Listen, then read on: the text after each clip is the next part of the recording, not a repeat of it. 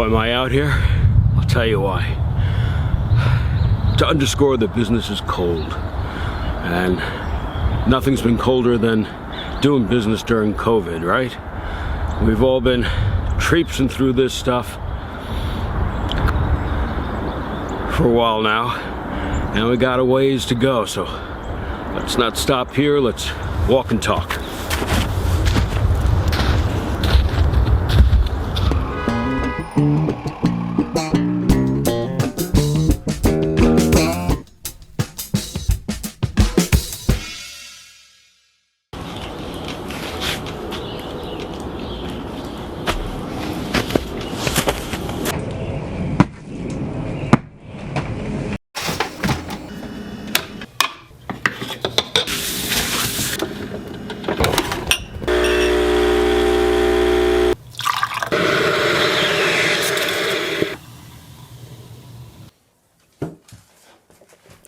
A warm drink.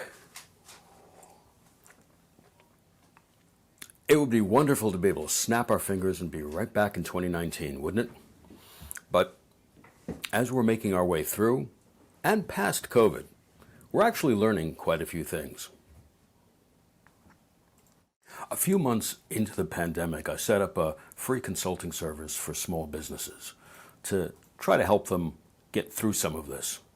Now, none of us have ever lived through a pandemic before, so none of us, including myself, are experts. But speaking to a couple of hundred small business owners this year, individually and in small groups, we began to figure out ways to make this more manageable. Some of what we've learned will help during the pandemic, of course. But what might be more important is that a lot of the things we've learned will help move forward into the new economy. And that's probably where the real challenges are going to be. Let me give you the takeaway up front. Most of the suggestions I'm going to make here are suggestions I made to clients pre-pandemic. The difference is that before the pandemic, these were good business building suggestions. Some people took them, some didn't. But during and beyond the pandemic, these aren't just good suggestions. Many of these things are imperative to keeping your doors open. I've kept this list to 10 core ideas. Now, I didn't want to just dump them on you. I wanted an opportunity to flesh each one out with some detail. So what I've done is broken this up into 2 videos instead of just one. This first video will offer things that are a little easier to accomplish.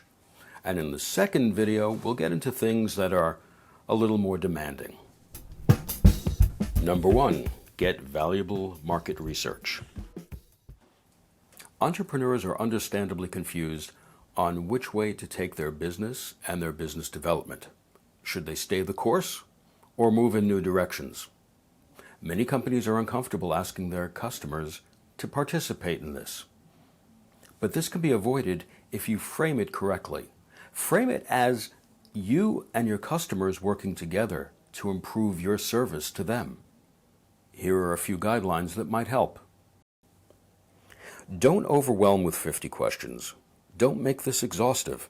Try to keep it to 10. 5 would even be better. Most clients will gladly give you 30 seconds of their time, but maybe not 5 to 10 minutes. Make sure your presentation is entertaining. Make sure they have fun participating. There are endless ways to do this. Be creative and work with a team that can bring it to life. Offer a thank you gift of some sort, and make sure it's something that's of real value to your customers. Such insight can give you tremendous value in knowing what your customers want and expect over the next 6 to 12 months. Here's an extra bonus. Don't be shy in asking your customers what the best way is to market to them.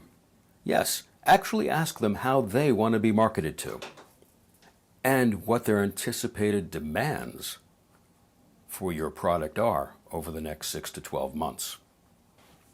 It actually works. Number 2, look for lasting changes.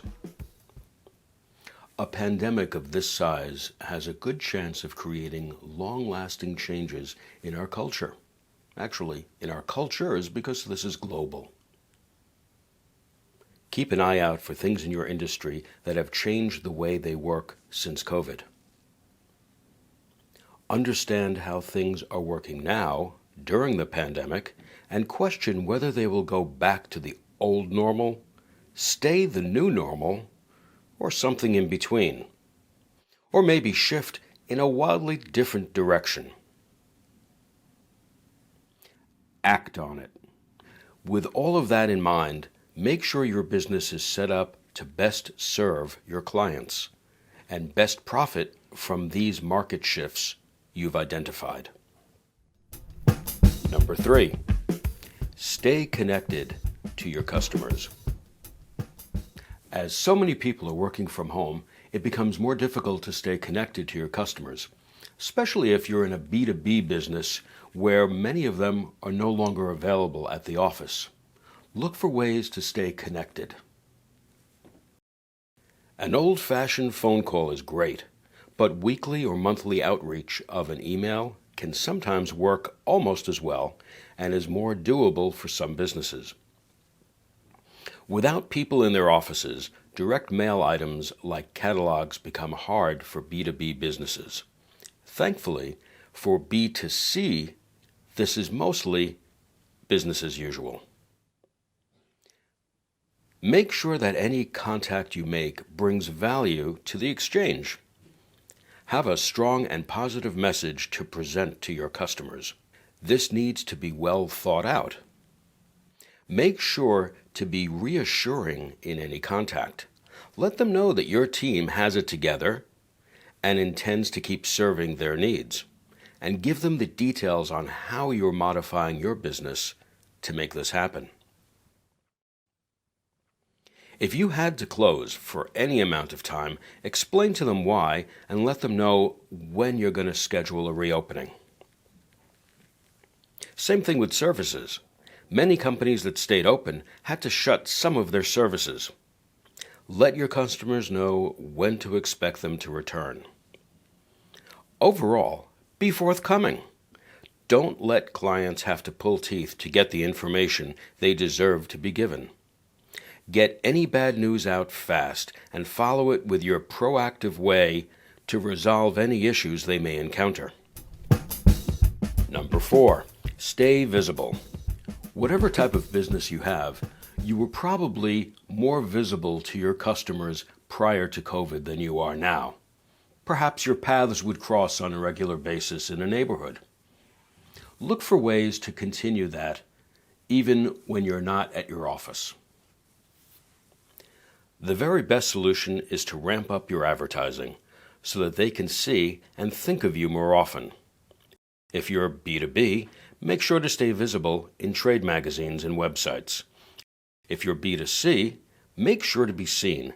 Even local stores can take out local ads, buy billboards, bus advertising, and tailor your online marketing to hit your key customers. Number 5, keep taking advantage of social media. During this time, social media platforms have expanded beyond all expectations. Take this time to use that to your advantage and reach out to new customers. Keep some of these things in mind as you do it. While social media has been a buzz this year, many have already burned out on it. This includes those doing marketing and client contact outreach work. Avoid burnout by not setting the bar too high. You already found out that posting every morning and every afternoon wasn't matching your schedule, long range, right? Pick something more sustainable, maybe 2 or 3 times a week. More than that can become a burden for many. Build out more social media, but only if practical. This can be as simple as expanding your current pages and platforms, and it can include simply becoming more active in business forums that your customers are also active in. Don't be too fast to start building your company presence on platforms you do not engage in now. Spreading yourself too thin is the biggest social media mistake. Only expand to platforms if there is a strong reason to do it. For example, if you're in the food business and have a good Facebook presence, there are still many good reasons to expand to a platform like Instagram. Being visually based, Instagram attracts many foodies. Thanks for watching. Hope you enjoyed it and learned something. Look for part 2 coming soon. Likes and subs are much appreciated.